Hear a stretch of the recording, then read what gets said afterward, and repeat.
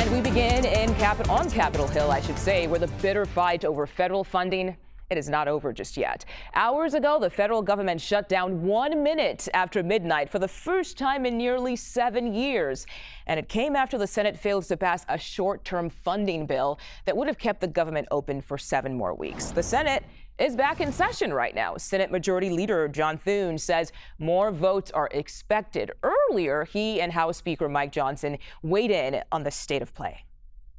The simple truth is Democrats in Congress have dragged our country into another reckless shutdown to satisfy their far-left base. That is the truth.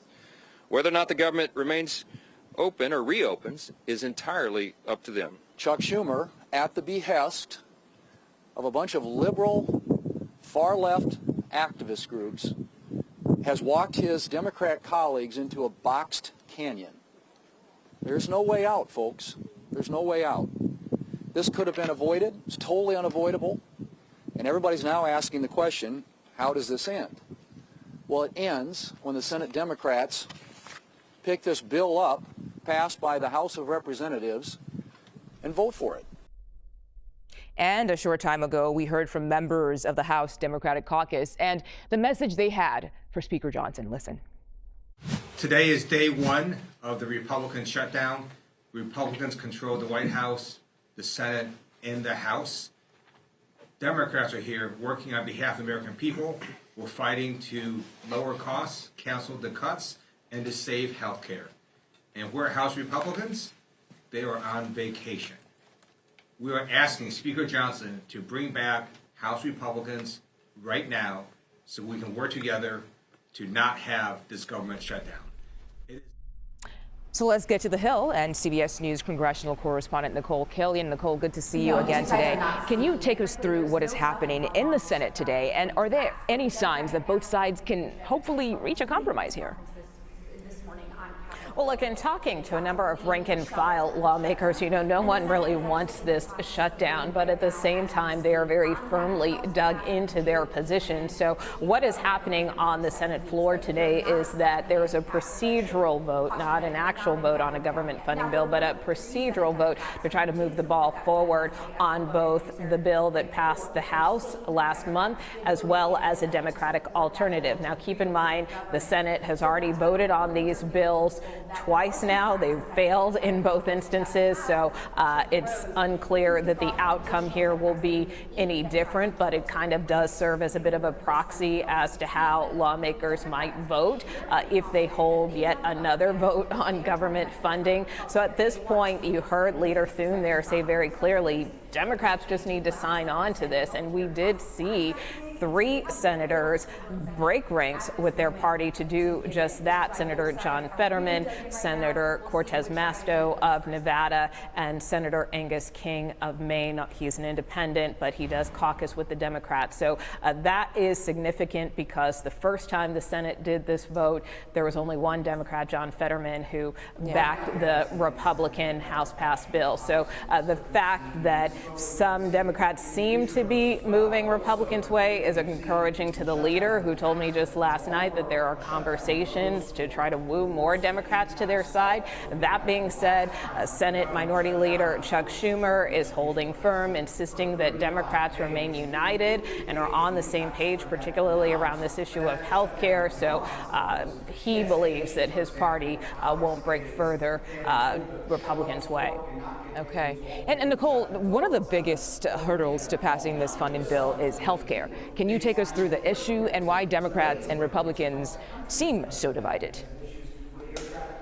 Well, again, this really stems back to a number of concerns that Democrats have raised over the better part of this year with respect to policies on the part of the Trump administration and congressional Republicans. So they're primarily asking for a rollback of those Medicaid cuts that were passed under the Big Beautiful Bill, which is pretty much a non-starter for Republicans. But where there might be some wiggle room is this issue around the Affordable Care Act, otherwise known as Obamacare. There's some subsidies due to expire at the end of the year, and the real concern is that premiums could skyrocket for a lot of folks out there. So they do want to try to potentially reach some type of agreement there. But again, Leader Thune has made clear those discussions need to happen independent of funding the government. Democrats say it's got to be a condition to fund the government. So that's why we still have this impasse. We shall wait and see what happens next. Nikole Killion on Capitol Hill. Thank you so much. Vice President J.D. Vance joined CBS Mornings earlier and placed the blame on Democrats for the shutdown. He warned that Americans could feel the effects of lawmakers failing to reach an agreement. Listen. We're in this position because Senate Democrats decided that they were going to shut down the government despite the fact that the House voted to keep the government open. We're going to have to deal with it. We're going to have to make sure that as much of the people's government remains open or functional as possible. Yeah. That's what we're going to do. But there's going to be some pain, and there's necessarily going to be some pain because Senate Democrats refuse to reopen the government. We hope that they'll change their minds in the days to come. And now I want to bring in CBS News White House reporter Aaron Navarro. Aaron, thank you for joining us. How is the president reacting to the shutdown? Yeah, interestingly enough, we have not heard directly from President Trump yet since 12:01 today when the shutdown became official. He is expected to sign executive orders later this afternoon. We will see if press will be allowed in to potentially ask him about his thoughts. And press briefing, President Levitt coming up next hour. But the same message has been repeated from both Vice President Vance and the White House in that it is Democrats who own this shutdown. You're seeing a clock on the official White House website titled "Democrats have shut down the government," with a running time since the shutdown officially started. Inside the White House press briefing room is a video on loop of congressional Democrats when they were in control of Congress, arguing against a shutdown when it was Republicans that potentially could have caused that. So this White House is definitely looking to put the political blame through official channels, through political channels, on the Democrats, specifically Senate Democrats, for causing this shutdown. Yeah, we'll see if that works. And Aaron, President Trump, he's continued to taunt Democrats on social media by posting photos of their White House meeting where you can see Trump 2028 hats on his desk. What are you hearing about that? Yeah, this is a continuation of the trolling we've seen from President Trump and this White House of congressional Democrats. You saw earlier this week this kind of bizarre AI video he posted of House Minority Leader Hakeem Jeffries wearing a mustache and sombrero, which he has called disturbing, said it is not serious. Jeffries said in an interview as well last night regarding those 2028 hats that the president did not try to physically hand it to him, or Senate Minority Leader Chuck Schumer said that it just kind of bizarrely appeared on the Oval Office in the desk there. Jeffries also said at one point he leaned over to Vice President J.D. Vance, who is seen as the potential successor to President Trump in 2028, a potential Republican presidential candidate at the very least, and said, quote, "Don't you have a problem with this?" Jeffries then said that Vice President Vance responded, quote, "No comment." So interesting. Aaron Navarro at the White House for us today. Thank you so much for your time. We appreciate it. And with the U.S. economy already facing headwinds, a lengthy shutdown can weigh on investor and consumer confidence. An economist for EY Parthenon tells CBS News each week the government is shut down could cost the U.S. economy around $7 billion. So let's bring in CBS News MoneyWatch correspondent Kelly O'Grady. Kelly, let's talk about this. What could be the impact of a drawn-out shutdown on the U.S. economy as a whole?